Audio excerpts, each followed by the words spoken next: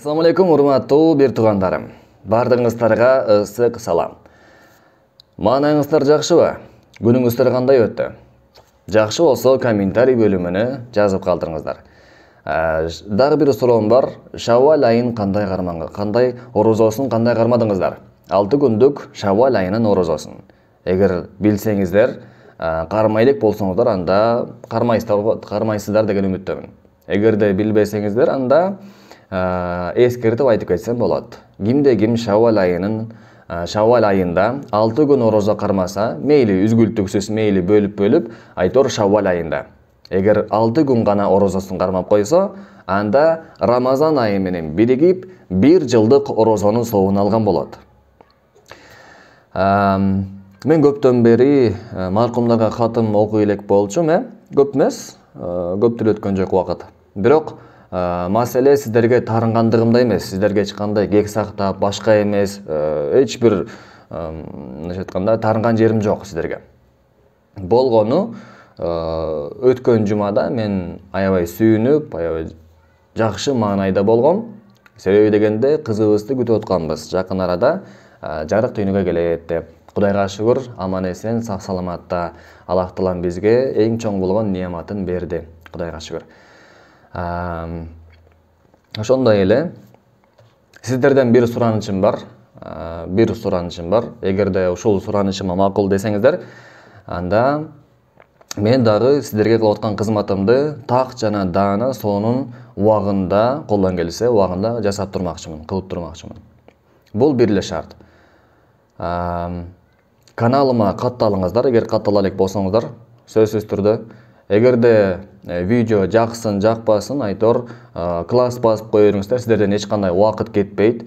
Мындай бир Инстаграмда отурасыздар, ТикТокто отурасыздар, Ютубту көрөсүздөр. Анан ал жактан кайдагы болбогон нерсеге лайк басып, аларга ишин алдыга жүргүзгөнгө жардам берип атасыздар да. Мейли жакшы иш болсо өсөт, эгерде жаман бир нерсе болсо, ошол ишке да шериктеш болуп каласыз да. Ошондой эле сиздин ошол лайкыңыз, классыңыз, айтор басып гана койсоңуз сизден эч нерсе кетпейт. Биз кылып аткан ишибиз бул жамандык эмес, жакшылык иш, бул дагы алда канча жылып өсө баштайт бара-бара. Биз бул кылып аткан ишибизге канча ай өттү? 3-4 ай өтүп кетти, 3-4 ай мөөнөт өттү. Мен ушул YouTube каналын баштагандан бери, бирок дагы деле эч ким көрбөйт, алдыга жылбайт, башка болбойт.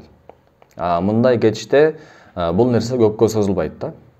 Мейли ушул бул жакта 1428 адам олтурат маркумдар группасында, бирок бул нерсе көпкө созулбайт, эгерде ушул бойдон кала берсе.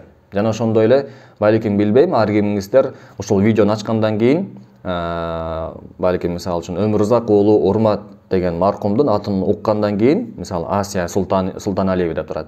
Укту дагы болду, меники окулду дагы деп туруп чыгып кетет, туурабы? Андай кылганыңыздар мен үчүн кайра эле зыян. Эмнеге билесиздерби? Анткени YouTube'дун алгоритми ушундай иштейт. Эгерде видеону аягына чейин көрсө, ошол видео толук көрүлсө, демек бул видео элге жаккан, кызыктуу, пайдалуу экен деп эсептейт. Эгерде түрдүрбөй, ошол бойдон коюп, балким өзүңүздөр убактыңыздар тар болсо дагы телефонуңуздарды 24 саат бою кармабайсыздар да, туурабы? Балким бир сыртка чыгып 1 саат жумуштарыңыз менен кеткенде, же жарым саатка телефонуңузду ушул менин видеомду ачып туруп эле коюп коесуз дагы, зарядка сайыппы, айтор жөн гана коюп коюңуз да. Ал видео аягына чейин сиз кааласаңыз көрүп отуруңуз, кааласаңыз көрбөй деле башка ишиңизди кыла берсеңиз болот. Канчалык менин видеом аягына чейин көрүлсө, ошончолук бул кылып аткан жакшылык ишибиз элге чыга баштайт бара-бара. Элге көптөн чыга баштайт. Сиздер канчалык көп комментарий жазсаңыздар, канчалык көп класс бассаңыздар, каналга каттала элек болсоңдар, катталсаңыздар, мына ушул мен үчүн чоң жардам болуп эсептелет. Сиздерден болгон жардам мен үчүн мына ушундай жардам болот. Менин жардамым сиздерге бул сиздер айткан маркумдарга хатым соон багыштап убактымды бөлүү. Албетте мен үчүн акча маанилүү эмес. Бул дүйнөдөгү баалуу нерсем бул убактым. Убактымды мен жакшы нерсеге сарптагым келет. Убактымды мен өзүмдү өнүктүргөнгө, ибадатка жана башка нерсеге дагы үй бүлөмө бөлгүм келет да. Эгерде мен ушинтип убактымды бул жака бөлүп атам, бирок дагы деле алдыга жылбай атса, ушул бойдон тура берсе, анда чындап эле көпкө созулбай турган нерсе. Жана ошондой эле айта кетчү нерсе ушул комментарийни айтам. Сөзсүз түрдө узун бир бет кылып жазыш шарт эмес. Керек болсо бир точка болсо да калтырып койсоңуздар, бир точка болсо дагы. Мына ошол мисалы үчүн бул видеону 500 адам көрсө, маркумдарга 1,5 миң адам отурат, бирок ким көрдү көрбөдү, айтор 500 просмотр болсо, ошонун 500 адамдын ар бирөөсү лайк баса, ар бирөөсү бирден болсо дагы точка коюп чыкса дагы, ашып кетсе лайк басыңа 1 секунд, комментарий жазсаңа 2 секунд, 3 секунд убактыңыз кетет экен. Ошол убактыңыз, 3 секунд убактыңызды ушул ишти кылганга арнап коюңуз деп сурамак элем.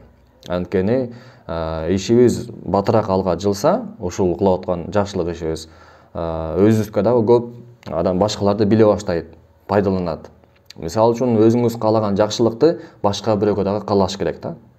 Кааласаңыз бул видеону репост кылып, бул жерде поделиться деген кнопка турат го. Ошону басып туруп, туугандарыңыздарга жөнөтүңүз, группанын ссылкасын жөнөтүңүз, себеби дегенде бул нерсе ошол бойдон тура берсе, айтып атпаймынбы, көпкө кетпейт. Канчалык көп болгон сайын, өсө баштаган сайын, мен дагы ушунчалык жоопкерчиликтүү боло баштайм, адамдар көбөйө баштайт деп, мен дагы карап сүйүнүп отурам да.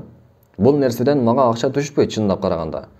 Эч бир тыйын акча түшпөйт мага. Эмнеге?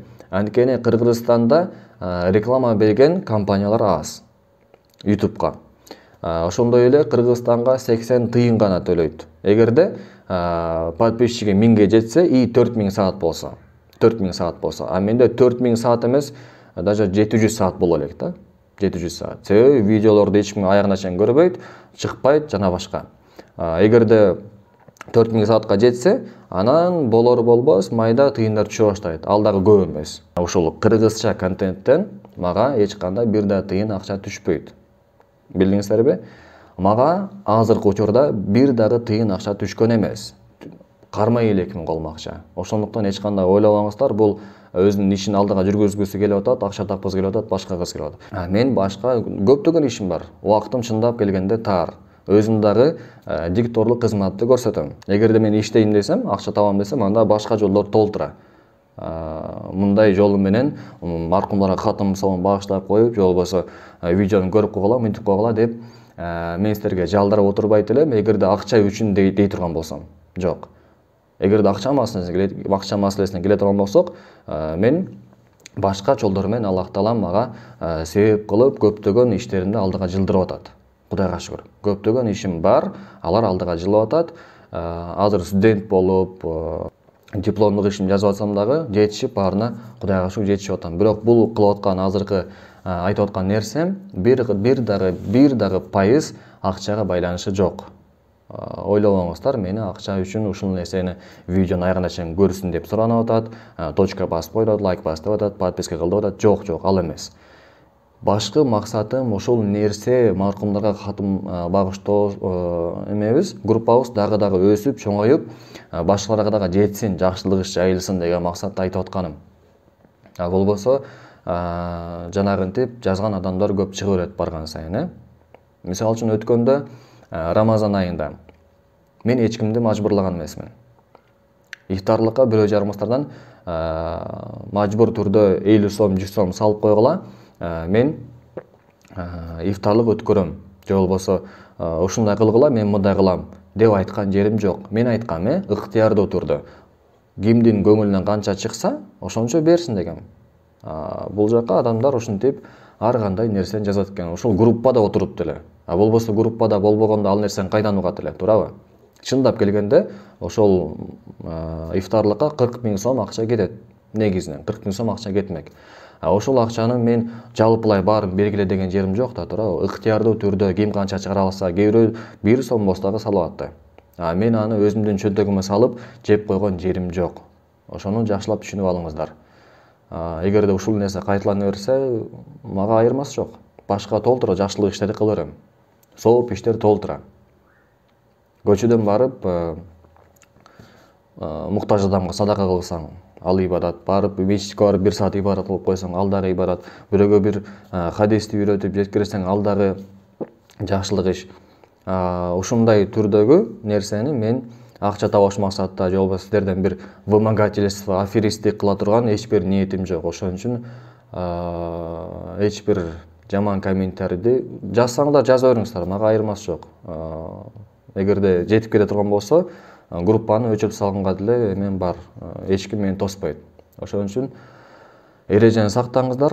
Дагы бир айтып кетчү нерсе, сөзсүз түрдө эрежени сактаңыздар. Бул жерде маркумдардын аттарын бир жумада бир эле жолу жазыңыздар деп айтканбыз. 1000 жолу айттык, 1001 жолу айтабыз. Дагы бир жолу. Экиден ашык экини да жазган болбойт. Бирөөнү гана жазабыз. Бир жумада бирөөнү гана жазганга болот. Бул жакта Мейримгүл эжебиз бар, Мейрим эжебиз канча сөздөр жазат, канча голосовой жиберет, канча сөздөр айтат. Ошончо адам отурабыз, бир карап коеюн деген ниетибиз жок да. Карап туруп, өзүбүздүн ишибиз бүтсө болду деген нерсе экен да. Өзүбүздүн атын жазып коебуз, анан кийин кээ бирөөлөр дагы мындай кылат экен. Жазат дагы, балким эртең менен onu да жазат, маркумдун атын жазып коет. Анан кийин 2 сааттан кийин дагы бир кыпчып жазып коет бирөөнү. Ойлойт окшойт да, бизди көрбөй атат, карабай атат деп. Жок, баарын биз көзөмөлдөп карап турабыз. Мен да карап турам. Болгону ушундай бир күйүп кетесиң да, кээде жакшы бир иш кылайын десең, жакшылык ишке себепкер болоюн деп, ушинтип кичине болсо да жакшылык ишти баштап коюп, кийин ушул нерсе улансын дейин десең, эрежени сактабайт, бизди нерв кылат, ошондой сөздөр жазат.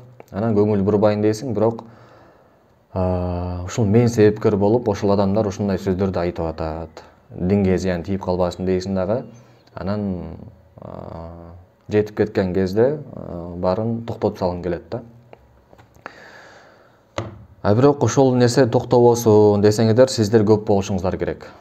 Жакшы сөз жазган, мындайча айтканда ыраазы болгон адамдар канчалык көп болсо, канчалык бул видео толугу менен көрүлсө, аягына чейин чыкса, комментарий канчалык көп болсо, мисалы элестетиңиздер, менин видеолорум 1000 просмотрга жетпейт да. 1000 просмотрга жетпейт. Мен таратып отуруп ошондой просмотрга жетем, бирок YouTube'дун өзүнөн киргизип койсом 100 просмотр алат. 2 жолу лайк басат, 100 просмотр алат. Кылып аткан ишиме 4 ай болду. Менде бир жакшы ниетим бар да. Ошол маркумдарга Курандык катым соон багыштап коюп эле, тим болуп калбастан, видеону ушинтип коюп эле кайра бүтүрүп салбастан, башында бир кандайдыр бир окуяны айтып берсем, негизи менин каналымдын максаты, башында ачылган максаты бул маркумдарга катым соон багыштоо болуп ачылган эмес да. Караңыздар, YouTube'да мындай нерсе бар да. Башында бир 20 видео киргизгичекти, кандай видео тематикада кирген болсо, ошого ылайыкташкан адамдар чогулуп көбөйө баштайт да акырынданчы. Мен только бир гана ушул маркумдарга катым соон багыштап эле отуруп башка нерселерди каналыма киргизбесем, башка видеолор жүктөлбөсө, башка тематикада, анда ушул менен гана чектелип калат дагы, кийин башка бир видео киргизсем, ал нерсени эч ким көрбөй коет да. Мисалы ушундай. Маркумдарга деп туруп атайын убактын бөлүп видеону киргизсем, ал нерсенин көрүлгөн болуп эсептелет. Карайм, просмотр алынган болот. Бирок мен өзүм мисалы убактын бөлүп канчалаган могул микрофонго сүйлөп, жарым сааттан көп, 2 саат убактын бөлүп, сонун бир ролик даярдасам, аны эч ким көрбөйт да.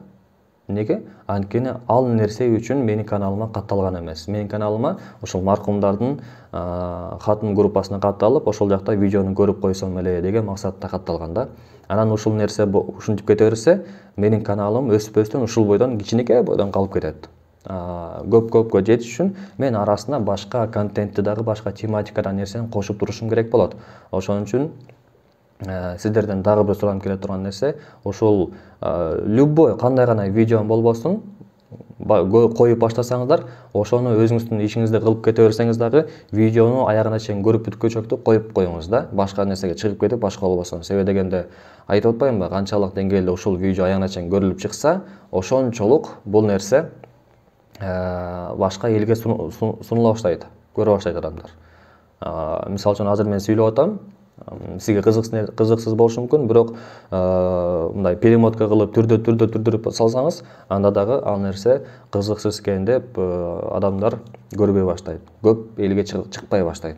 Ошондуктан туура түшүнүңүздөр, мен дайыма эми мындан кийин маркумдарга хатым соогун гана багыштап койбостон, башында киришүүгө деп туруп башка бир тематикада сүйлөй турган болом. Түшүнүктүбү? Анда эмесе сиздерге ушул китептен, мынакей Жашоонун сыры кайда катылган деген китептен Падыша жана дарыгер деген окуяны баяндап айтып бермекчимин. Жок, айтпай эле жөн окуп берейин. Даяр болуп турат бул жерден. Өзүм дагы даярданып, окуп, бир сыра түшүнүп, анан кийин айтып берип, мына ооздек айтып бергенге убактым болбоду. Бирок ошондой болсо дагы колдон келишинче сиздерге жакшы айтып бергенге аракет кылам. Падыша жана дарыгер. Мындай алып келип алсам ба?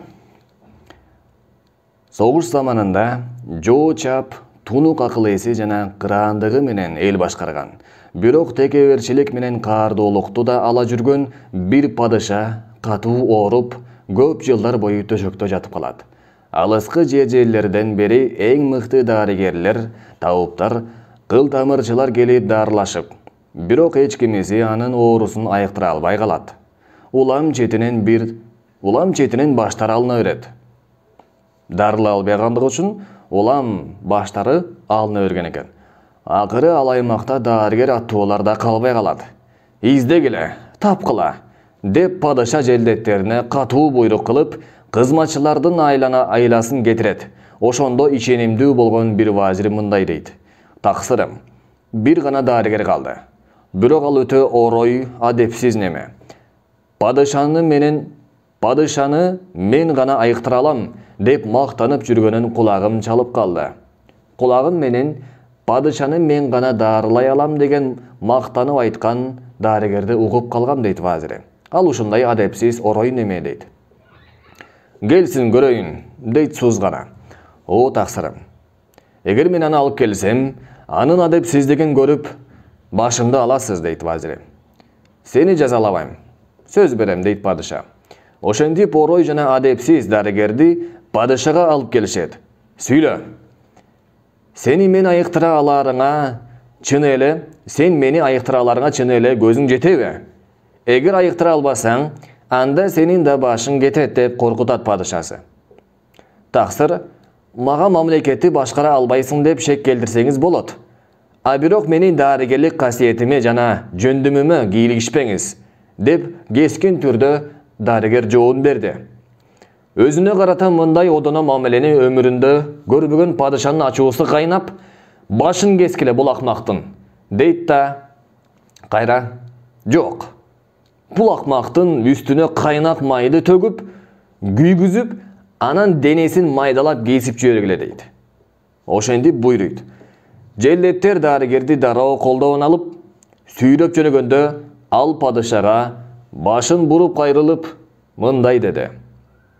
Шылдыңдагандай ырсылдап мындай деп сүйлөйт: "Эй, мен сиздин акыркы үмүтүңүзмүн. Менден башка эч ким сизди айыктыра албайт.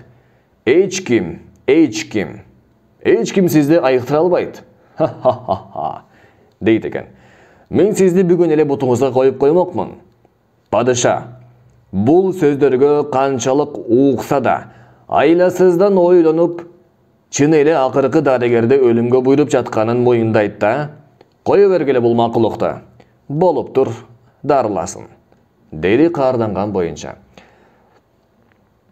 "Бирок мен койгон 3 талапты аткарсаңыз, ошондо гана дарылоого киришемин" дейт дарыгер. "Эгер айыксам, байлыгымдын жарымын берем" дейт. Падыша: "Байлыгымдын жарымын сага арнап берип салам, эгерде мени айыктырсаң" деди.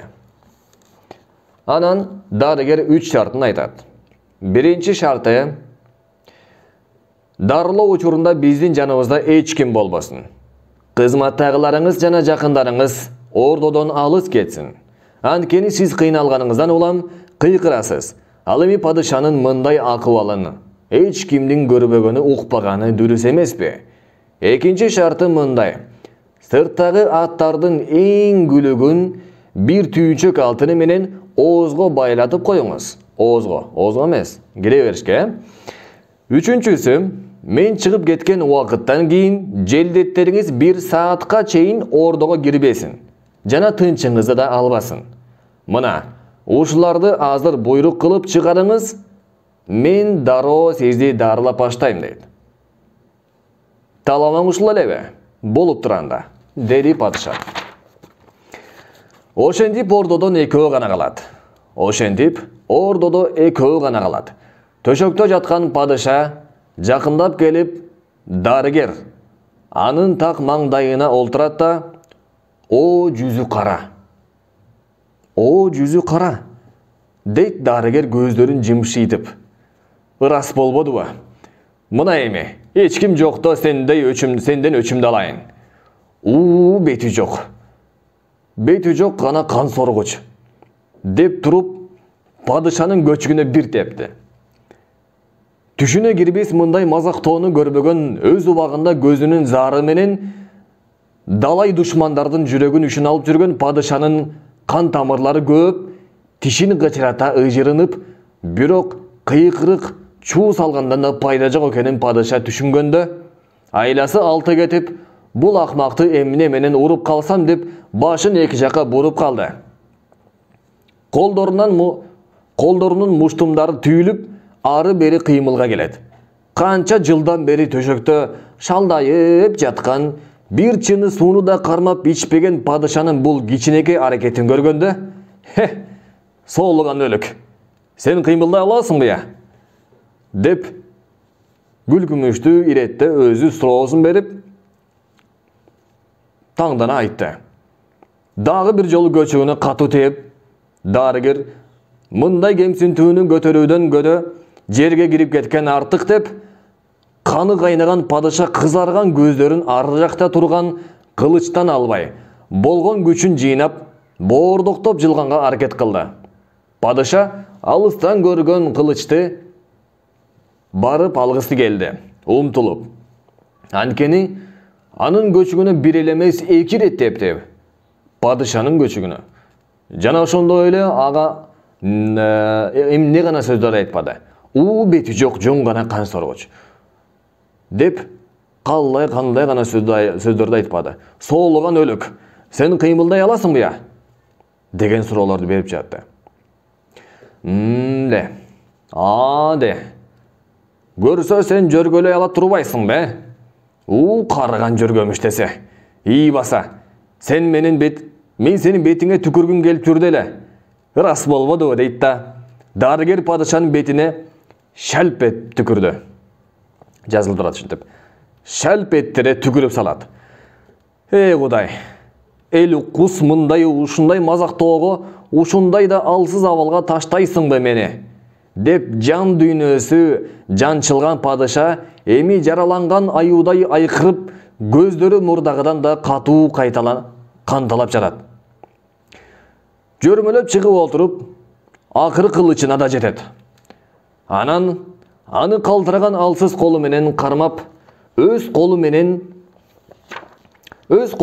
гана сенин денеңди майдалайм деп кыйкырып дарыгер тарапты караса эч ким жок.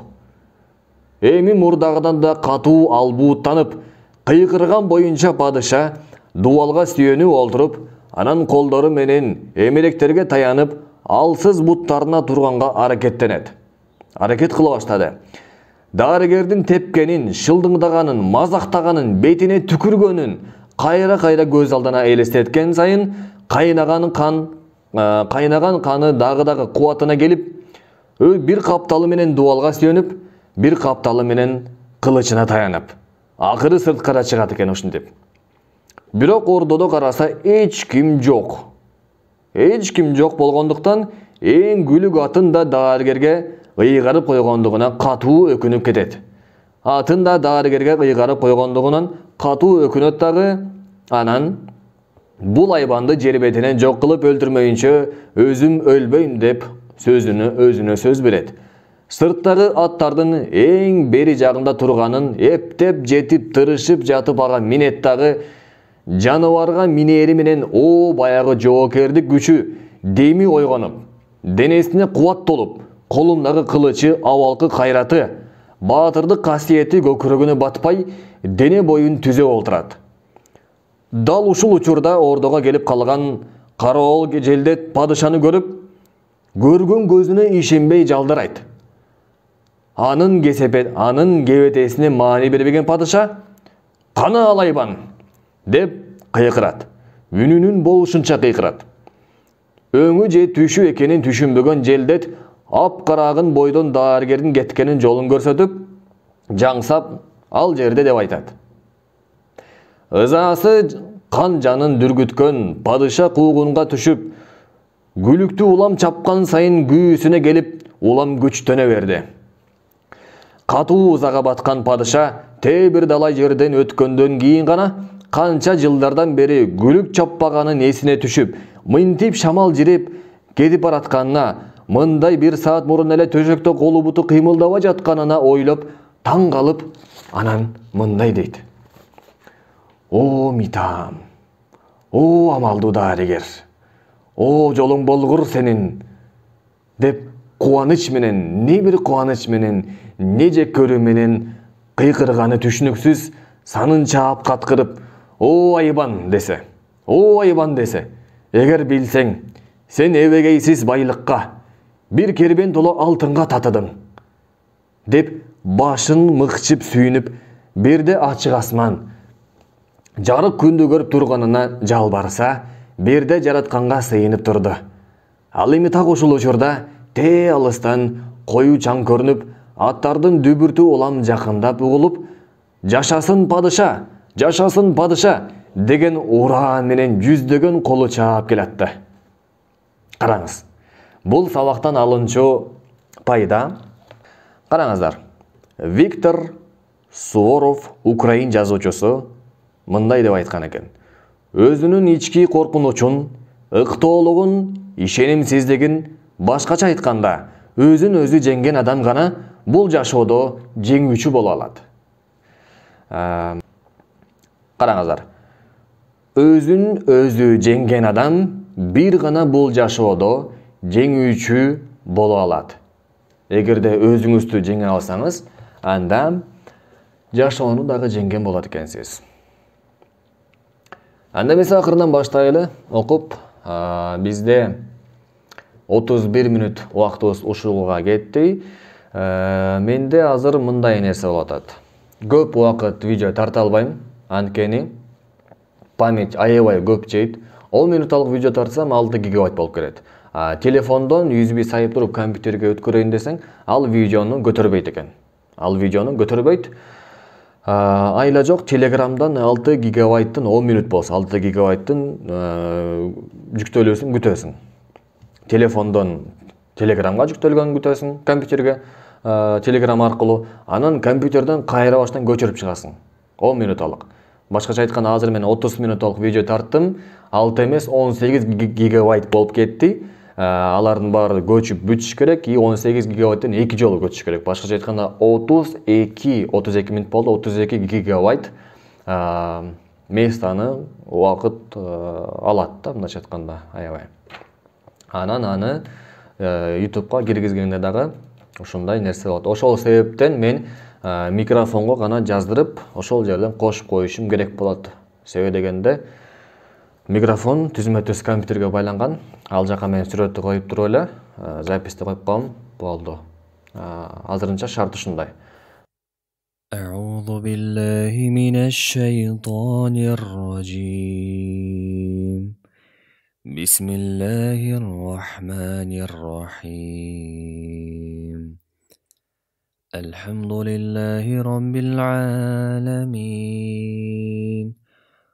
الرحمن الرحيم مالك يوم الدين إياك نعبد وإياك نستعين اهدنا الصراط المستقيم صراط الذين أنعمت عليهم غير المغضوب عليهم ولا الضالين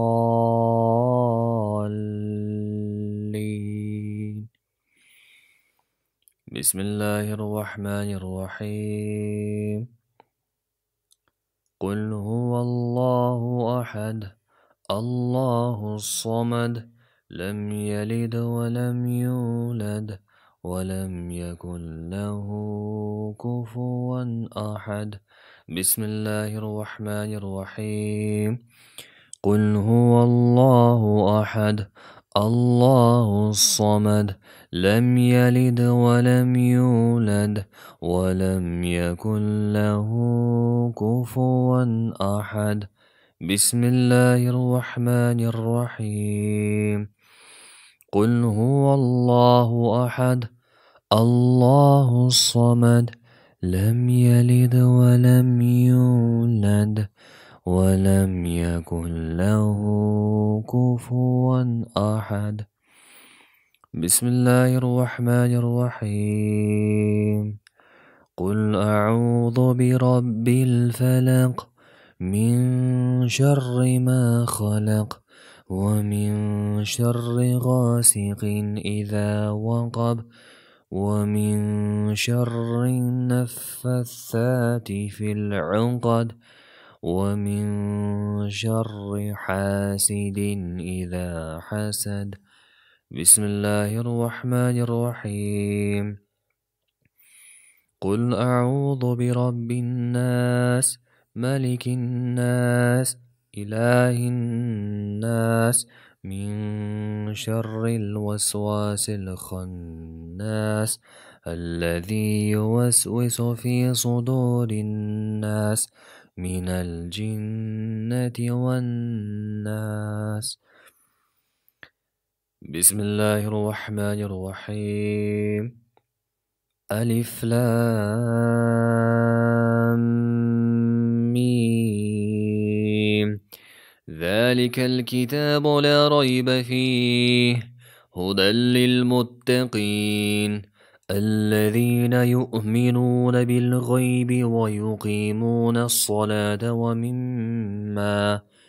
ومما رزقناهم ينفقون والذين يؤمنون بما أنزل إليك وما أنزل من قبلك وبالآخرة هم يوقنون أولئك على هدى من ربهم وأولئك هم المفلحون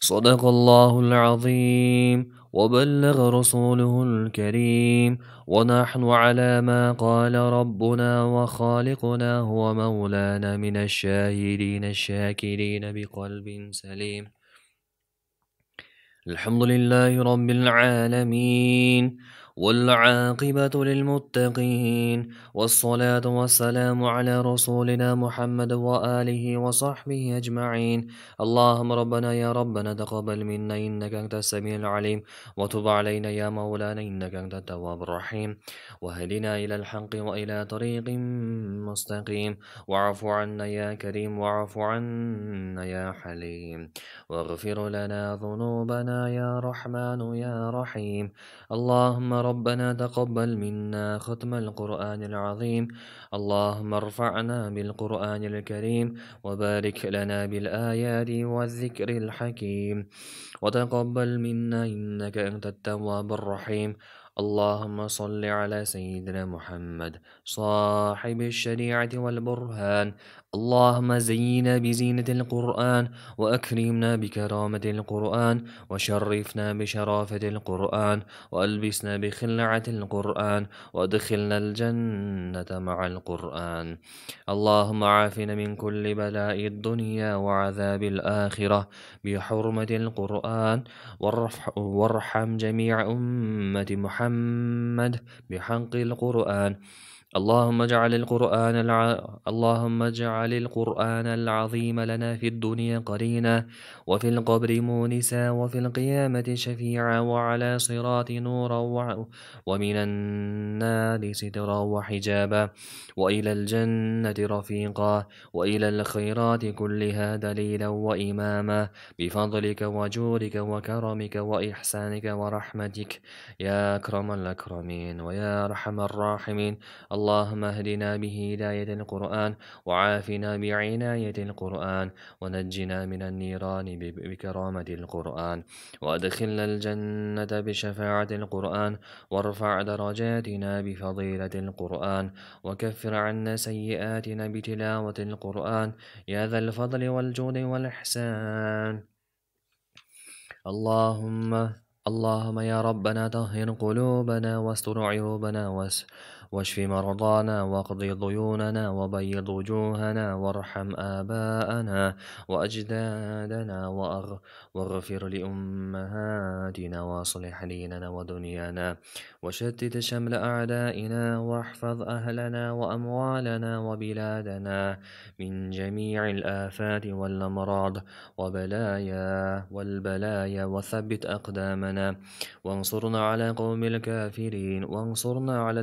الكافرين بحرمة القرآن العظيم. اللهم بلغ ثواب ما قرأناه ونور ما تلوناه ببركة إلى روح سيدنا محمد صلى الله تعالى عليه وسلم وإلى أرواح جميع إخوانه من الأنبياء والمرسلين صلوات الله وسلامه عليهم أجمعين وإلى أرواح آله وأولاده وإلى أرواح أزواجه وإلى أرواح أصحابه وأتباعه وإلى أرواح ذرياته رضوان الله تعالى عليهم أجمعين وإلى أرواح آبائنا وأمهاتنا وإخواننا وأخواتنا وأولادنا وأقربائنا وأحبائنا وأصدقائنا وإلى أرواح أساتذتنا وإلى أرواح مشايخنا وإلى أرواح صاحب الخيرات والحسنات وإلى أرواح جميع المؤمنين والمؤمنات والمسلمين والمسلمات والأحياء منهم والأموات يا قاضي الحاجات يا دافع البينات يا مجيب الدعوات استجب دعاءنا برحمتك يا أرحم الراحمين. سبحان ربك رب العزة عما يصفون وسلام على المرسلين والحمد لله رب العالمين. Ey Allah'ım uşul okuduğun Kur'an soğun ey Allah'ım. Sayakbay kızı Sayragül, Ala Asqar kızı Burul, Çolponbay kızı Zinabı, Qurbanali oğlu Nurmamat, Moldaki oğlu Gülçora, Savutbek kızı Jarqanay, Ömürzak oğlu Urmat, Bayşeki oğlu Qıdık, Ataqul oğlu Marip, Haşim oğlu Sadrbek, Dunkana oğlu Nurdin,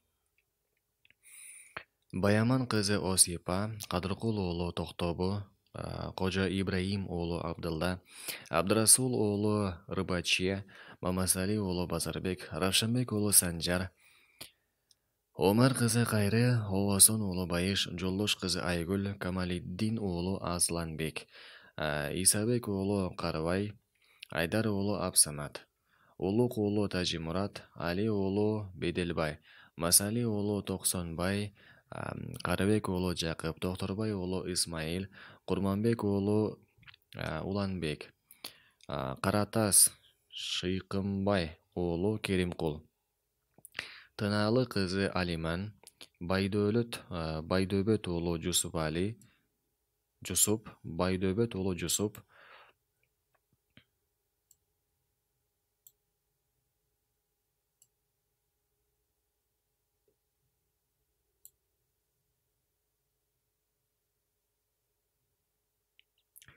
Мухтар кызы Гүлмайрам, Орус оолу Байдөөбөт, Исак оолу Зарлык, Балтабай кызы Кутбиниса, Зарыпбек оолу Жыргалбек, Абдыкалык оолу Талантбек, Бердикул оолу Гүлбарчын, Акымбек оолу Токтобек, Ататбай оолу Сагынбек, Дүйшеке оолу Орус, Барктабас кызы Саламат, Абджали оолу Токобек, Эркен кызы Рыспөбү, Нурмат кызы Нургүл, Өмүрзак кызы Нургүл, Рафхат оолу Абдылгазиз, Токтосун оолу Толкунбек, Касымалы кызы Анаркан, Ормон кызы Эркайым, Кырбаш кызы Асымбүбү, Артыкбай оолу Адылбек, Калык оолу Алым, Өмүр оолу Адан, Токтобек кызы Жапаргүл, Аманали оолу Акбарали, Дүйшөнали оолу Турсун, Жээнбек оолу Абдулазиз, Буйлаш кызы Батма, Акматалы кызы Оолдай, Кошпак оолу Маматкул, Османалы кызы Гүланда, Тезекбай кызы Жибек, Өмүрзак уулу Кимсан. Корош кызы Бермет, Осмонбек уулу Рыскул, Жолдош кызы Бурул, Бостонбай уулу Жакып. Жоро кызы Артык Ниса, Айтикозу уулу Кенжебек, Кадыр кызы Майрамкан, Сулейинбек кызы Айымгүл, Суран кызы Жаркын, Пайыз кызы Рабия, Кыдыр уулу Ормонбек, Асык кызы Кенжегүл, Түмөнбай кызы Күсөр, Капар кызы Жээнкүл, Мамыт уулу Маматжан, Сайби уулу Абсатар, Жумагүл кызы Бубу Хабиба, Эргеш уулу Алтынбек, Кыдыралы баласы Керес, Гайвали кызы Авазхан, Сулайман уулу Алмамат, Абсатар кызы Гүлзада, Нактай уулу Амаксатбек, Осмонкан уулу Кайып, Турсунбай кызы Умугүлсүн, Искандер кызы Шайрыбу апам, Натырбек уулу Медербек, Самиддин уулу Мырза Мамыт, Атай уулу Имак, Таабалды кызы Ажар, Тургунбай уулу Абдыгапар, Орозали уулу Азим, Орос уулу Зулпукар, Нурмат уулу Исмаил, Касым кызы Тынымкан, Жусу уулу Кожон, Акымбек уулу Токтобек, Марайым уулу Көчөрбай, Кыдыралы уулу Орозмамат, Уланбек уулу Нурбек, Токторбай уулу Исмаил, Орозмамат уулу Эрнис, Азимкул кызы Эркил, Замир уулу Бектемир, Жусубали уулу Чыңгыз, Рысбек уулу Адилет, Токсонбай уулу Мамазайыр, Тайырбек уулу Садыр, Абдырахман уулу Эсенбек, Манияз кызы Күлүсүн, Айтике уулу Арапбай, Имар уулу Алияр, Касымали уулу Чалый, Молдокул уулу Өмүркул, Токтосун уулу Айжарык, Зулумбек уулу Камалидин, Абдыкалы кызы Динара, Иманалы уулу Мухаммад, Жакып уулу Манас, Төрө уулу Талип, Мамбет уулу Абдыкар, Алижан уулу Алимбек, Султан уулу Аттокур, Эрбото уулу Рыскул, Жанкара кызы Кундуз, Темирбай кызы Зульфия, Таабалды кызы Ажар, Айдар уулу Жусуп, Сулайман кызы Дурия, Нармамат уулу Салайдин, Дүйшө кызы Айниса, Акай уулу Мыйманбай, Самак уулу Марис, Садыков Дүйшөбай, Байымбет уулу Жоробай, Халбуто уулу Исак, Мукталы кызы Наргиза, Алдаке уулу Самудун, Курманбай кызы Света, Паяз кызы Саламат, Султан уулу Орозмат, Таштан уулу Алмасбек, Сатиш уулу Райымбек, Базарбек уулу Марат, Орозалы уулу Сулайман, Асан уулу Нурулла, Талантбек уулу Нурсултан, Шермамет уулу Иса, Жээнгазы кызы Гүлгүнай, Кузай уулу Ташкул, Жээнкул уулу Иматкул, Ормон уулу Рахман, Улук уулу Тажимурат, Алдөз кызы Чукул, Турдумамат уулу Жамалидин, Өмөр уулу Маат, Токтобек уулу Жумакадыр,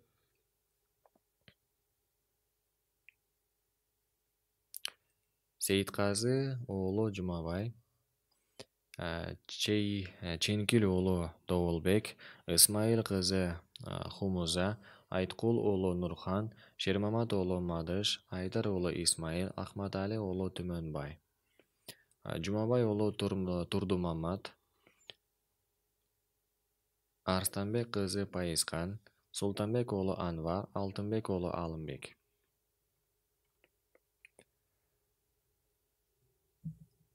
Жогорудагы окулган бардык маркумдарга Аллах Таалам өз рахматына бөлөп, кабырларын кенен кылып жана нурлуу кылып,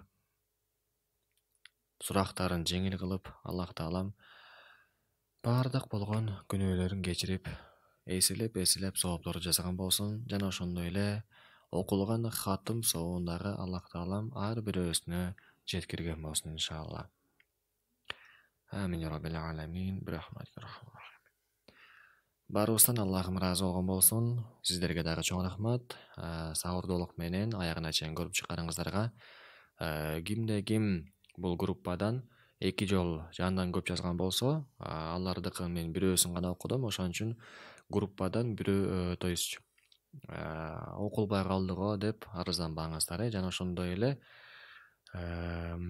мен кээ бир жерлерин туура эмес окуп алсам, албетте инсандык ката кетирем, туура эмес окуп алам. Ага дагы кайгырбастан, кызырет болбостон, уруш жаңжал кылбастан жөн гана сабырдуулук кылып, бул жума мейли туура эмес окуп алдым, бирок эч нерсе дебестен, макул дейсиз дагы сизден эч нерсе кетпей эле кайра эле ошол атты туура кылып жазып коюңуз, өзүңүз билгендей кылып, анан буюрса балким кийинки жума туура окуп калам.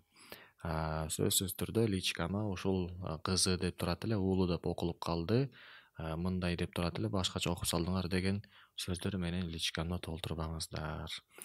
Анда эмесе барыңыздарга Аллахым ыраазы болгон болсун. Чоң рахмат. Иншалла кийинки жума дагы иншалла көрүшкөнчө.